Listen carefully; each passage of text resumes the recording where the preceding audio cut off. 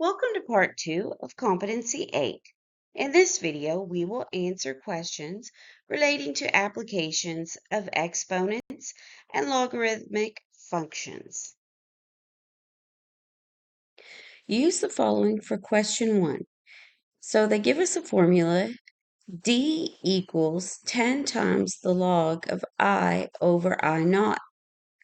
Okay, meaning and I naught means it's going to be something initial, a beginning situation. That's what naught is. Okay, so D is the number of decibels. Okay, I is the intensity of sound being measured. So that's what you're measuring now. You're working with something at present. However, I naught is the intensity of the least audible sound that can be heard by an average person. So that's like a starting point, an initial point, something that you had first to measure against something else that you're taking uh, data off of afterwards. So that's what our I would be. I would be what's happening second. So I naught is whatever we have to begin with. Okay. That being said, if the number of decibels associated with a normal conversation is 65.05, and the standard acceptable value of I naught equals 10 to the negative 12. What is its sound intensity? Okay, so we can just substitute all the things that we know. Okay, well, we do know what D is. Okay, all right, remember it says number of decibels. So if you think about it, this has to be our D. And then we do not have I. We are looking for I. So our question is for the I, the current intensity. So we're looking for that. Now we have I naught. All that being said, we have something to work with. We can solve. Okay, 65.05 will equal, okay, the 10, okay, then all of that times our log of, we don't know what I is, but we do know I naught, our beginning, that's 10 to the negative 12. Okay, so what can we do first? There's some things we can do here. First, we can divide by 10 on both sides. And oh goodness, if I could just write better, it'd be great. Okay, by 10. Okay, so then naturally this becomes 1. Okay, so then let's do a little. I know you probably can do that in your head on the left side of the equation, but let's not do that. You know, when you're taking a test, just put everything in the calculator.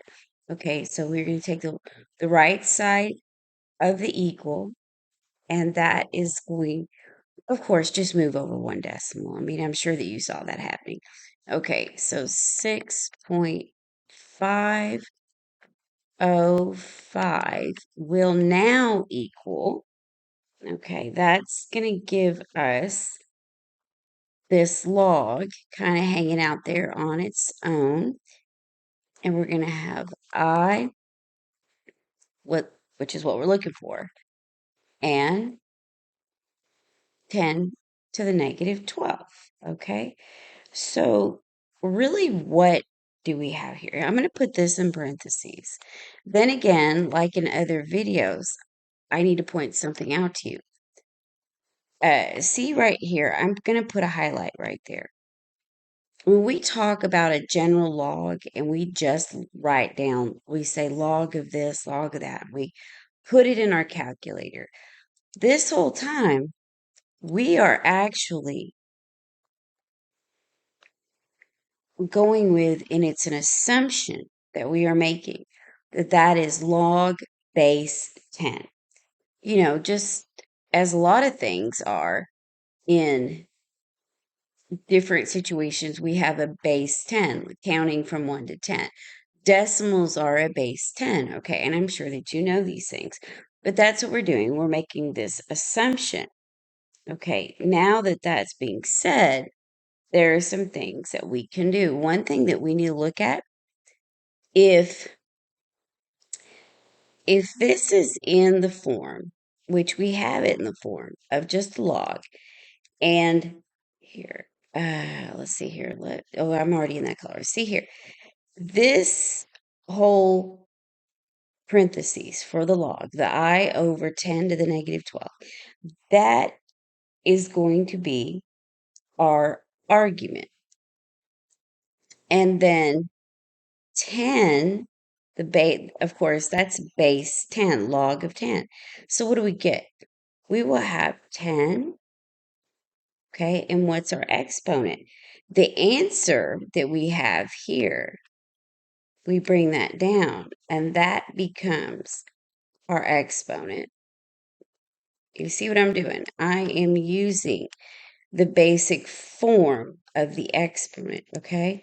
If that's the base and that's our answer, so then yes, we have 10 to the 6.505. And what is that really going to equal? Well, that has to equal our argument of I over 10 to the negative 12, okay? So now what can we do to get I? You're just going to multiply both sides by 10 to the negative 12, okay? Over here, 10 to the minus 12. Well, what happens over here on the right side? Well, that's going to just become, we're going to have cancel. These will cancel.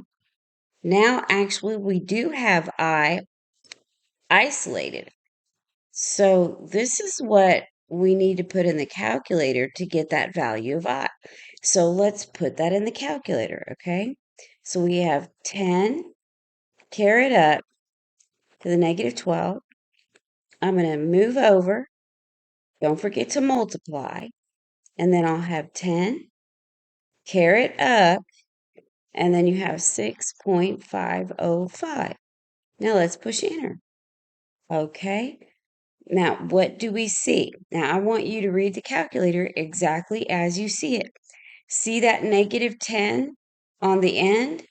Well, and the E, that means that you need to multiply by 10 to the minus 6, 10 to the negative 6.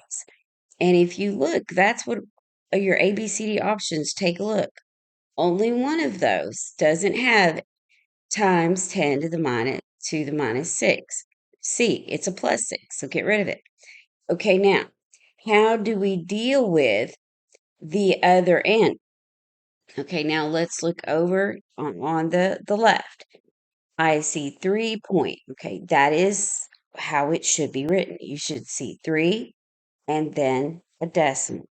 Okay, well, A doesn't do that. That's incorrect. We cannot put 2 units before the decimal point, so that's incorrect. I'm saying B is going to work, but it's rounded.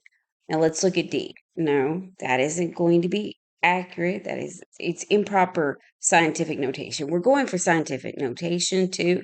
This is incorrect because we need the 3 here. You need that integer, but they have 0. So that's an inappropriate decimal for this notation. So you mark that out. And yes, option B is correct. Okay. All right. Now let's go to number 2. Okay.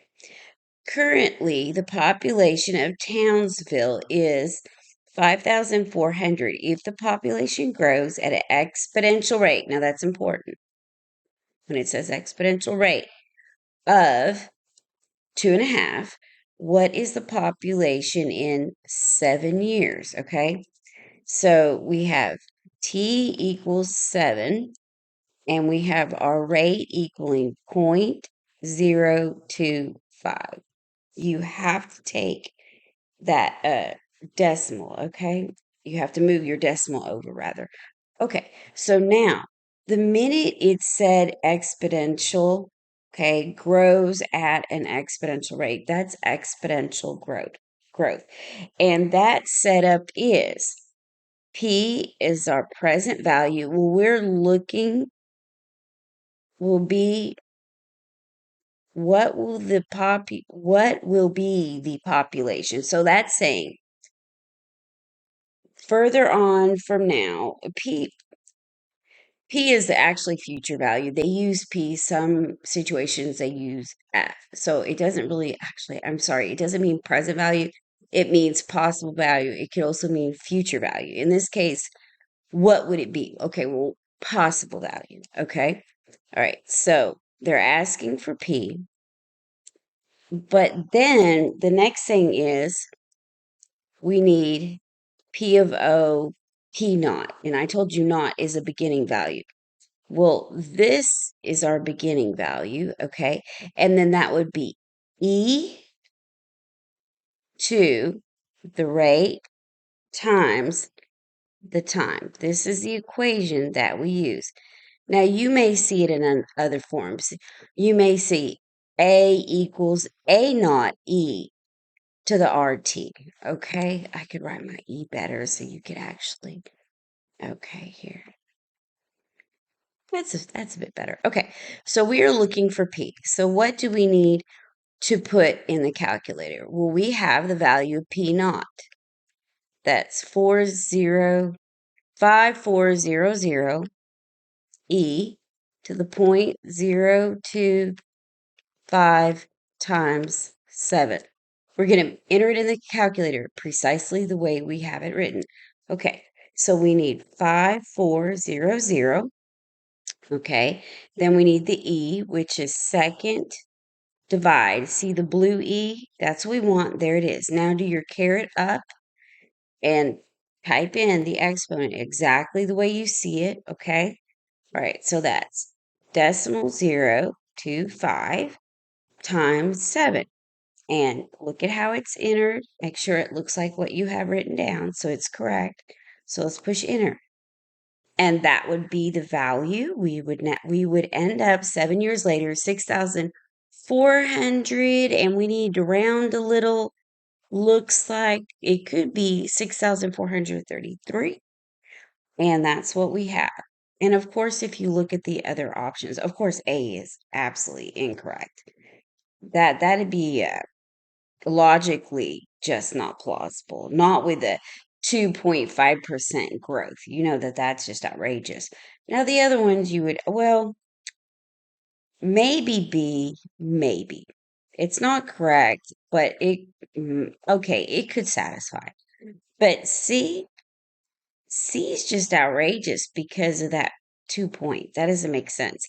That would actually be a decrease in population, a huge decrease. Okay, so that's not correct. All right, let's go to number 3.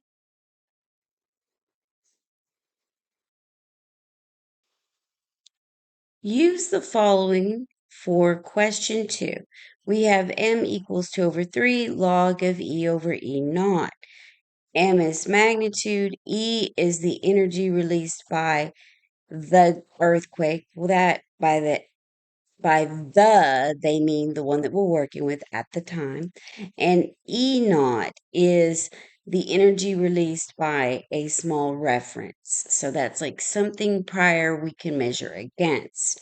Okay, now, given that E equals 10 to the 5 and E naught equals 10 to the 4.4, suppose the energy released by a second earthquake is 100 times the amount of the energy released by a first earthquake. Okay, how much larger is the Richter scale reading? That is the magnitude, which would be here and here. Okay, of the second compared to the first.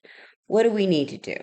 Well, we need to find the magnitude of the first, which would be the given here. Okay, we'll find that, and we're going to call that M1. 1.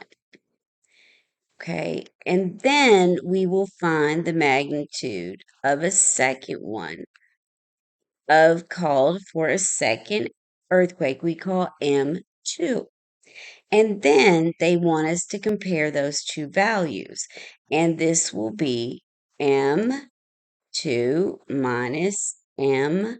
And whatever that is, that'll be our correct option. Okay.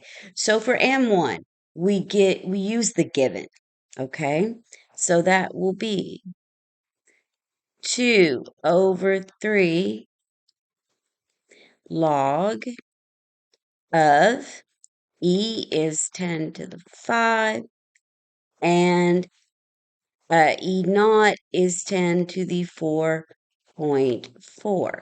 And we get that value. Now, for M2, we use the same equation. However, let's think this out. That will be 2 divided by 3 and log of, well, what is different?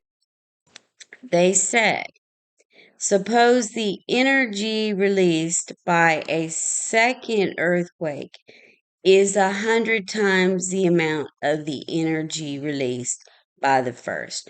So they're saying the energy of the second one is 100 times the first, and we know the first one is 10 to the fifth. And that still is divided by 10 to the 4.4. Okay, then when we get those two values, we can subtract. Okay, all right, so let's see what we have here for the first one. Parentheses, 2 divided by 3, close your parentheses, log, and then we have 10, caret up 5. It's telling us to arrow over, then we divide. 10, caret up, 4.4, and it's telling us to arrow over and then close your parentheses, and that equals 0.4. Okay, for M2, we will do the same thing. Okay, we'll put it in just as we see it. Parentheses, 2 divided by 3, close your parentheses. Log 100 times 10, caret up 5, arrow over, and divide, and then 10, caret up 4.4. It's telling us to arrow over and close parentheses. Okay, before I push enter, let's talk about what I have here. I didn't put in parentheses, but why we can type that in exactly the way we see it is because basically, in very kind of elementary terms, we could say that multiplication and division are on the same level. Okay, if we're thinking about our order of operations, we do those kind of in the same level. Remember, you can do them, but whichever one comes first is what you use. Okay, either way, it's still safe if you think about our order of operations. Okay, so let's push enter, and that gives us, right here, get up my pen. Okay, 1.73 bar, meaning 3 repeating. Okay, now that we have it up in the calculator, we take that, okay, and we simply subtract by 0.4. So it's already in. Oh, no, that's not. I was hovering and it did it. Okay, we still should be safe. Just push minus. Yes, it says answer minus, so we're fine. And then push 0.4 and enter, and there you go. That gives us 1.3 bar, which means 3 repeating. And that is option A. Okay, let's go to number 4. All right, number 4 says, currently the population of Townsville is 5,400. Remember, this question is very like what we had before. Okay, so that was our initial value. If this population grows at the exponential rate of, Okay, there's our rate. How many years will the current in how many years will the current population triple? Okay, if I get it out correctly, right? Okay, so what that means is we're looking at a future population of times 3 what we have right now. So that is a future population in I don't know how long, how much time, it's I don't know. And that needs to be 5,400 times 3. And that gives us 5400 times the 3 equals 16200. Okay, now that will be our new future. Okay, that's going to be our new future population, but we don't know how long it's going to take. So we simply write our setup and then we can solve. Okay, so here's our new future population, and here's our initial value. That's our P naught. We use the same equation for population growth, exponential growth. So that's the E.025. But we're going to use T, I don't know how long. Okay. Now, to put this in our calculator, regardless of how you do it, you need, for this, we have to say that T equals X. We put it in our calculator. Okay. So we will not use, we're gonna enter it the way we see it. Yes, in other videos, I went through the process of showing you how to solve it. For this video, we're going to enter it in our problem solver.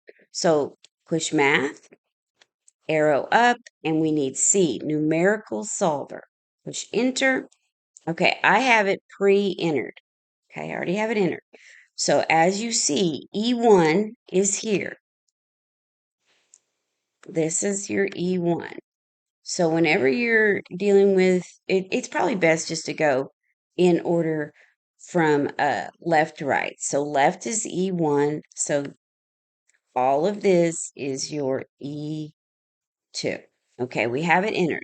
Now we need to push OK, which is our graph button. Push graph.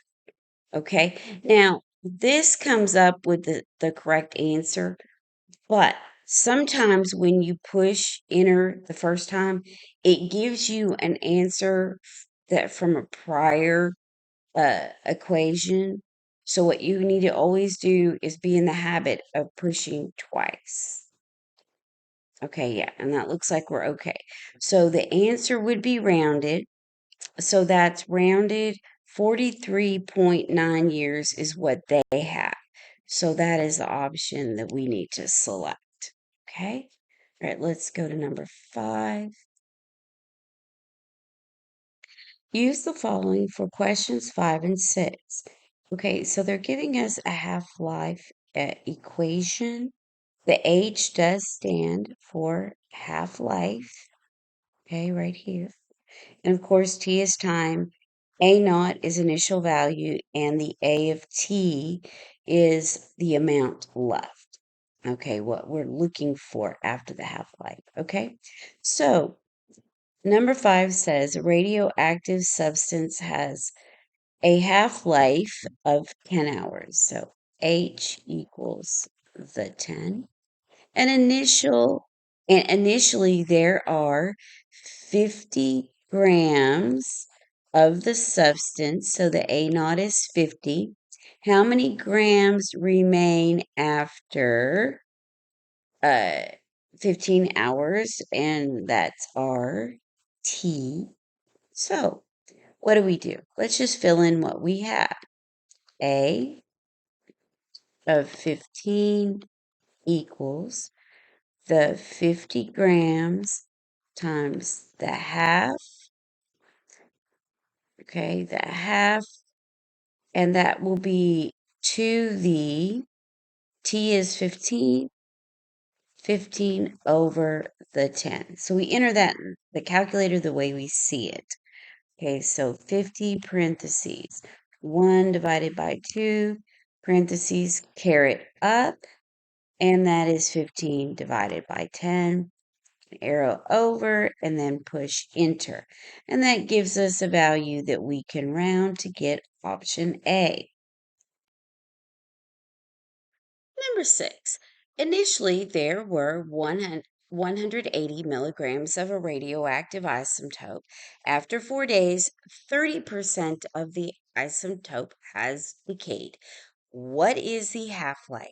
Okay, what is important here is that we aren't going to use the 30% that's decayed to calculate. We have 70% left. This is what I need you to do. 0.70 times 180, times 180 tells me what is left, the actual amount that's left, which equals 180. Let's look at that base of a half, and then 4 days over x. And remember, we're saying that x equals our h. Okay? So, for our half-life. Here, let's look at this. We see something we can cancel. Go ahead and cancel it. Or let's put this in our calculator and see what happens. Now, let's go ahead and do this. And some of you may get an error, and then, I'll stop and talk about it when we get there. So let's push math, okay? Arrow up, push enter, clear this out. 0.7 times 180. Now, you may have noticed this fact that 180 will cancel, but I'm going to do it both ways for you, okay? So let's arrow down, clear out, and 180, and in parentheses, let's make it easy, 0.5. Now caret up, and I'm going to say 4 over x. 4 divided by x, 4 my 4 over x. Same thing, 4 over x is a fraction, or 4 divided by x. It all works the same. Now, I need you to push graph for OK, and now push solve. And there you go. It is 7.77 days. Perfect. Now, let's go back. Let's arrow up and get rid of the 180. You could just not put that in. So let's delete that out. Okay. Now let's delete. Now, while I'm doing this, if some of you got an error, and it was an error that said that there was a problem with a sign change, just go update your calculator, please. Stop. Let me do this again. And yes, we get the same answer, okay? So you can type it all in or cancel out the 180, doesn't matter. If you got an error that said there was a sign change issue and it gave you this little notice with it, don't worry about it. Stop. Go to TI, update your calculator to the uh, most recent update, and you'll be fine. My emulator was doing the exact same thing to me. I updated it, and I had to wait or shut down a couple of times before it would work right. Okay? All right, now let's look at number 7. Number 7. The half-life of an active ingredient in a certain chemical is 6 hours. So H equals 6. What percent of this ingredient has decayed after 2 hours? Okay, so we have 2 hours. Okay, so this is what we're looking at. I know that seems confusing, but we do have enough information. Okay, this is what we have. A after our time equals A naught 1/2 to the 2 over 6. Okay. So they're asking about what percent has decayed. So what they really want you to do is solve this. Okay. This is going to give you the percent. Okay. So let's give that a try in our calculator and see what happens. Okay. So we have parentheses 1 divided by 2, parentheses, caret up, 2 divided by the 6, push enter, and then times the 100 to make it a percent. And I have, okay, wait a minute. Let's think about this. Is that what has decayed or is that what is left? Remember, I said in prior problem that this, our equation here, that gives us what is left. So this value over here, this value in our calculator of 79 is actually what's left. So if you want to find out what's decayed, you're going to have to subtract that from the 100. So we have to say, okay, we had 100%. Now subtract what we calculated as having left.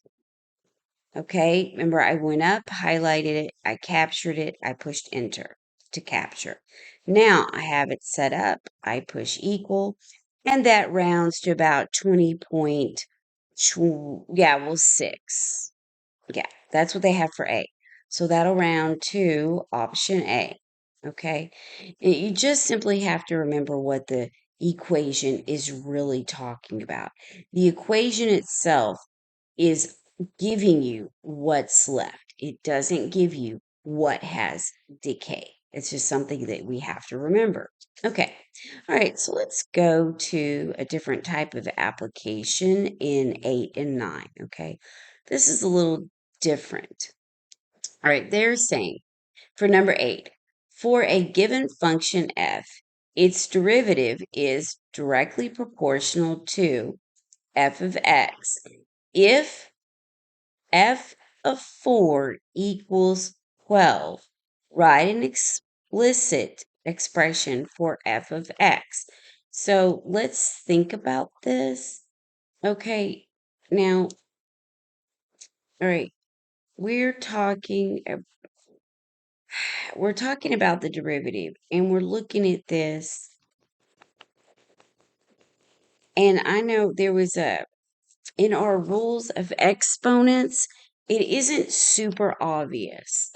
So let's see here. Let me write it out for you.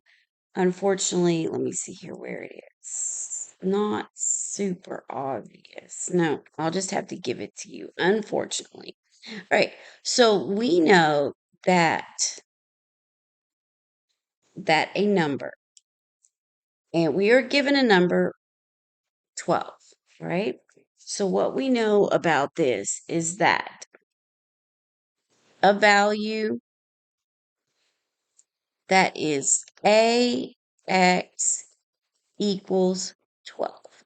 And we can say that 12 equals f of x. Now, here's the important thing.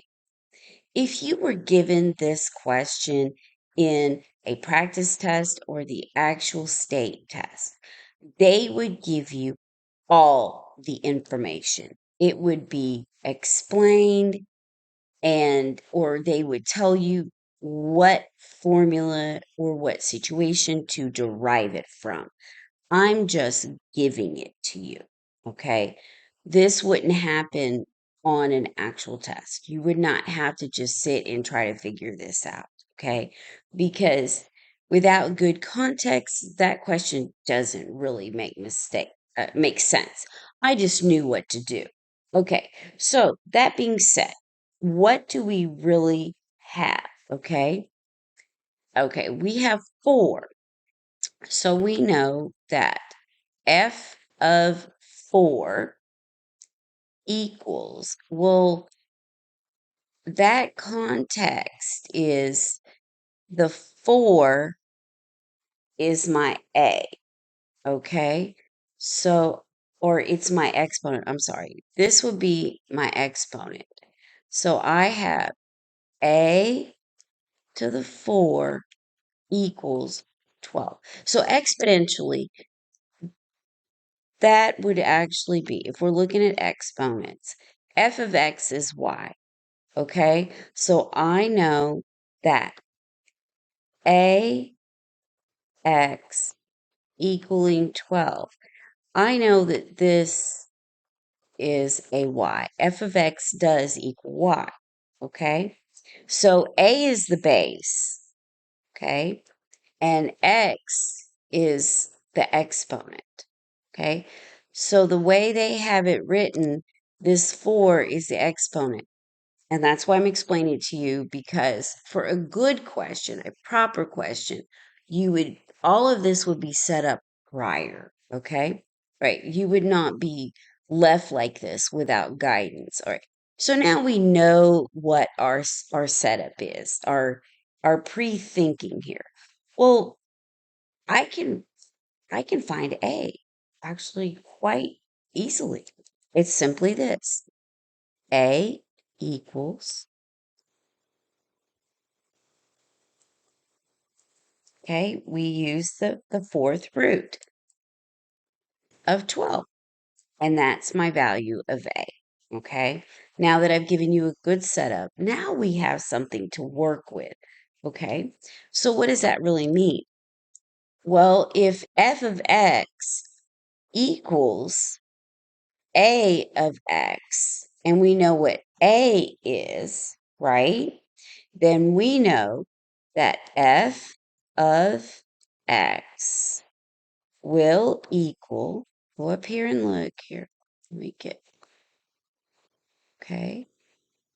F of x actually equals A of x, okay? All right, so that gives me a good setup, right? So this would give me A, which is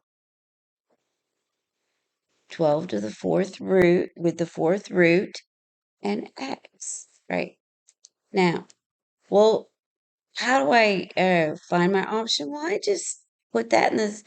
I put 12 to the fourth root in my calculator, and then I know what that A value actually is. Okay, so let's just do that. All right, so I need alpha window, and that is number 6. So push number 6. Now just put in 4, arrow over, put in your 12, push enter, and that is my true A value, and that will give me option B. Okay, now let's look at number 9. I will also have to give you a setup. Now, this is talking about your log and your first derivative of your A of x, okay? All right, so let me explain what we have here. Okay, they're saying that given the function g of x such that the first derivative, g prime, okay, this is our g prime, first derivative, equals 3 g of x. Write an explicit expression for g of x, okay? Well, now you look at your answer options, it is a bit like what we did above. So let me write this out for you. We have g prime of x equals a to the x natural log of a, okay? Now, if we think about this, we know from the given that a to the x equals 3, and natural log of a is our g of x. So those are multiplied, right? Now, wait a second. Didn't we say, or don't we know, that in this case, g of x, what does g of x equal? Well, g of x would be going backwards or taking the integral, okay? So if we go backwards, we know that this expression, here, let me grab another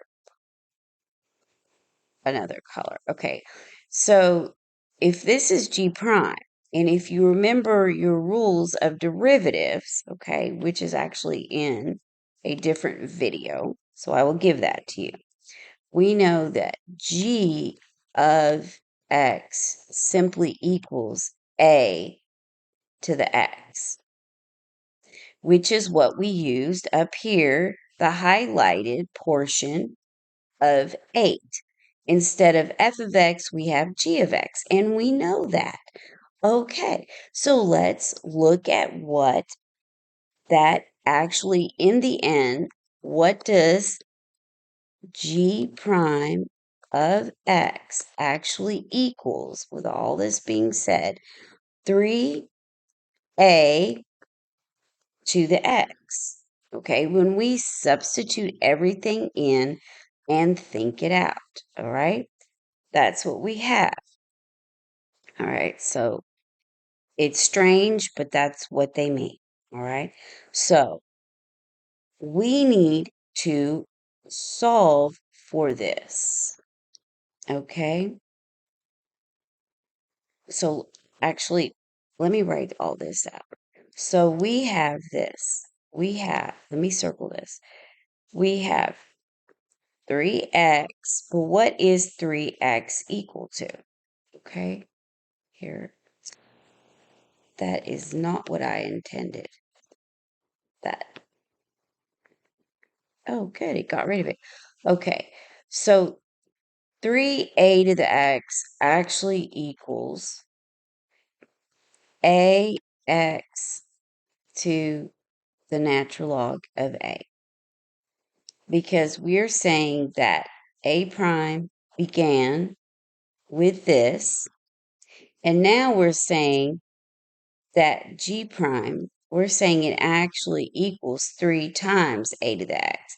Well, if we simplify both sides of that equality, a to the x cancels, and we have 3 equals the natural log of a. Well, how do we deal with that? We need to find the value of a. Well, apply e to both sides. Well, what are we going to have if we apply e to both sides? We're going to have e to the third power equals. Well, e to the natural log, if we apply that, we just get a. So a actually equals e to the third power. All right. Well, what is that? Okay, and we're looking for g of x, and we've already said that g of x equals a to the x. We said that right here. So then we need to find out what a is, or I'm sorry, we can find out what a is by saying e to the third power to the x. So just put in e to the third. Okay, so second, divide, caret up 3, and push enter. And we roughly have rounded 20.09, which actually ends up being, in the end, option A. And that was a lot of this equals that and that equals that. I recommend you go back with A, 8 and 9, and think about what I said. Go to your laws of first derivatives, of natural logs, and exponents, and those first derivatives, and rethink exactly what I gave you and what I said. Okay, you might want to write this out again for yourself.